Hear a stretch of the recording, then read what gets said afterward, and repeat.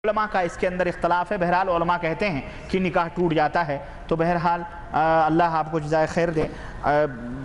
लेकिन कुछ लोगों का कहना है बहरहाल उसको तौबा कराना चाहिए, और अगर वो इनकार करता नहीं मैं नमाज़ नहीं पढ़ूंगा समझाने के बावजूद, तो फिर यकीनन वो निकाह टूट जाता है, क्यों वो मुर्तद है। और ऐसा आदमी जो नमाज से इनकार करे वो काफिर है, समझ रहे हैं। और एक मोमिन का एक काफिर के साथ मर्द हो या औरत रहना जायज़ नहीं। बराह मेहरबानी अच्छी तरह रमाए। ये आज हम अपने यहाँ देखते हैं कि 85% लोग जो नमाज नहीं पढ़ते, शौहर नमाजी है तो बीवी नहीं, बीवी नमाजी है तो शौहर। ये बात आपको भी पता है, शुक्रिया आपका छोटा भाई, अल्लाह आपको जज़ाए खैर दे। तो मैंने बतला दिया, इसलिए नमाज चाहे वो मर्द हो या औरत हो, दोनों को बाकायदे पढ़ना चाहिए। मौलाना साहब तस्वीर वाली बात आप टाल गए। हाँ माशाल्लाह, मैं भूल गया मेरे भाई, टाल नहीं गया। सुनिए, ये जो तस्वीर है ना, अल्लाह के रसूल सल्लल्लाहु अलैहि वसल्लम ने तस्वीर बनाने वालों पर लानत भेजी।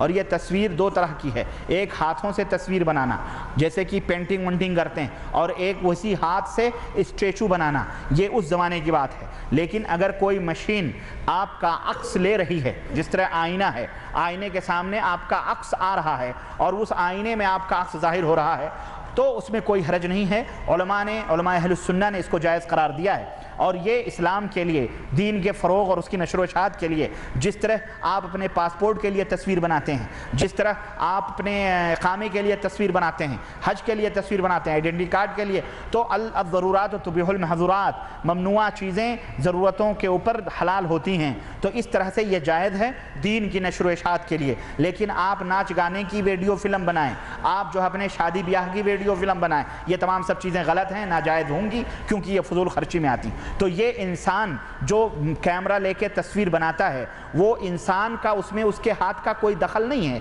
बल्कि वो मशीन है, जो मशीन एक अक्स लेती है और प्लास्टिक के एक हिस्से पर उसको छापती है। ना वो नाक बनाता है, ना वो आँख बनाता है, बल्कि जो छापती है वही चीज़ बाहर निकलती। तो ये फेस टू फेस एक शक्ल की, वो शक्ल बनाना नहीं हुआ। शक्ल बनाना ये हुआ कि आपको देखकर हाथ से जैसा आपने बनाया उस तरह बनाया जाए, समझ रहे हैं। दूसरी चीज़ ये है कि ये प्लास्टिक में जब तक बरक़ी रौ नहीं दौड़ाई जाएगी तब तक ये नज़र नहीं आएगी। लेकिन जो हाथों से या पेंटिंग या स्टैचू बनाए जाते हैं, यह हाथों से बाकायदे बगैर किसी बरक़ी रौ या किसी ज़रूरत नज़र आते हैं, है कि नहीं।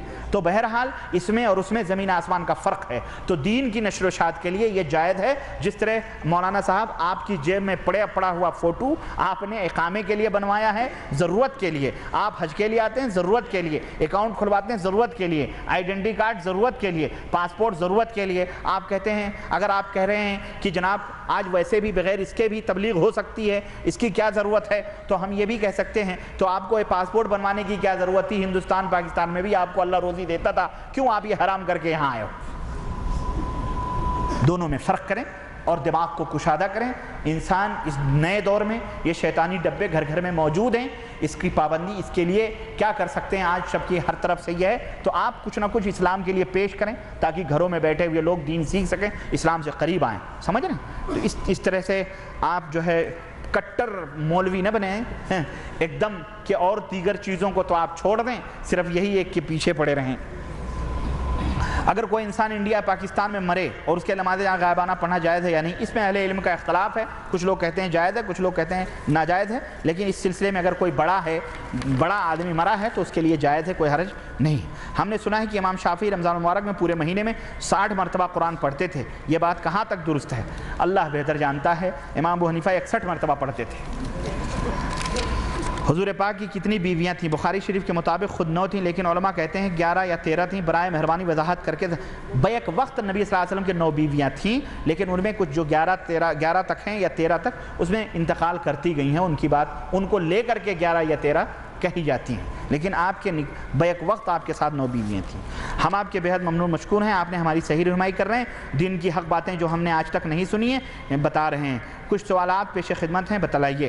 क्या जुमे के दिन वाला हज अकबर होता है, जैसा कि अखबारात वगैरह से इसकी तशहीर होती है। ये अखबार वाले परले दर्जे के झूठे भी होते हैं, इसलिए हर कोई हज अकबर नहीं है। हर हज अकबर होता है। अल्लाह के नबी से ऐसा कुछ भी साबित नहीं है, ये सिर्फ जो है फैला रहे हैं गलत। एक आदमी को बताया गया कि तकलीद हराम है, मगर फिर वो कहता है कि हम तो इमामों की तकलीद करेंगे। क्या ऐसे आदमी के पीछे नमाज होगी?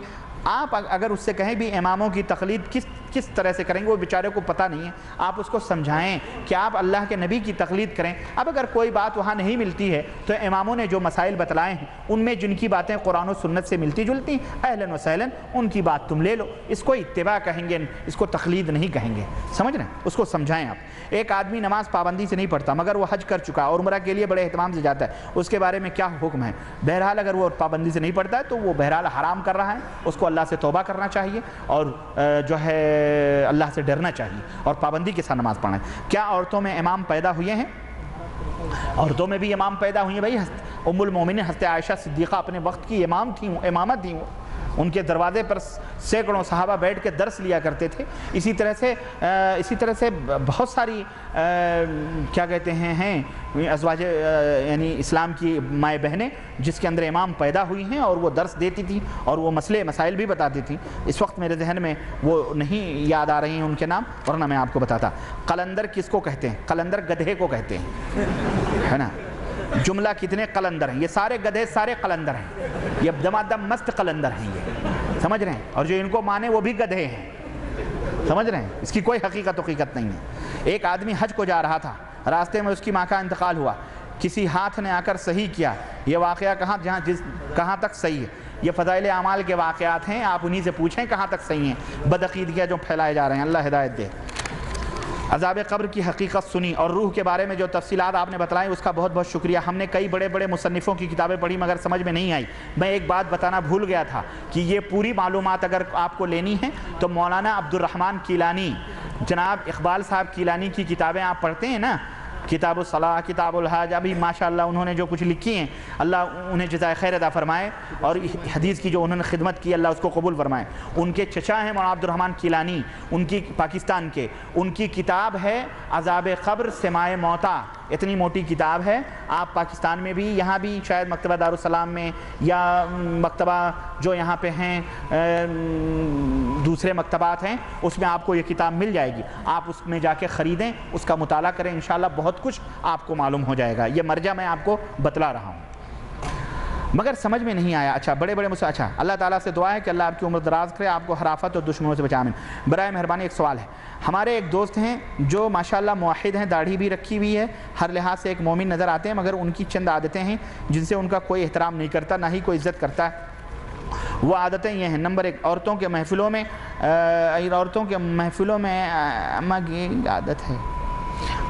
محفلوں میں گھلنے ملنے کی عادت ہے, اور اپنے ہوں یا غیر عورتیں سب سے مذاق کرتے رہتے ہیں اور ہر عورت سے جان پہچان بنا لیتے ہیں.